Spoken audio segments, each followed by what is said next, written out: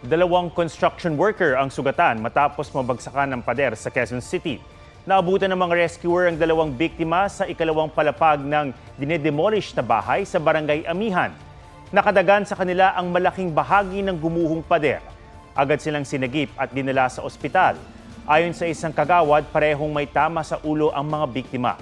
Ayon sa pamunuan ng barangay, wala pang permit to demolish ang contractor ng lumang bahay pero nag-abiso raw ang mga ito sa kanila. Patuloy pa namin kinukuha ang panig ng may-ari.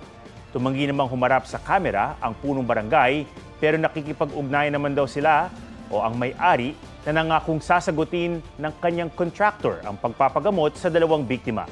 Tumangging magbigay ng pahayag ang contractor pero nakikipag-ugnayan naman din daw ang contractor sa barangay. Mga kapuso, alamin ang State of the Nation. Mag-subscribe sa GMA Integrated News sa YouTube. Sa ating mga kapuso abroad, samahan niyo kami sa GMA Pinoy TV at sa www.gmanews.tv.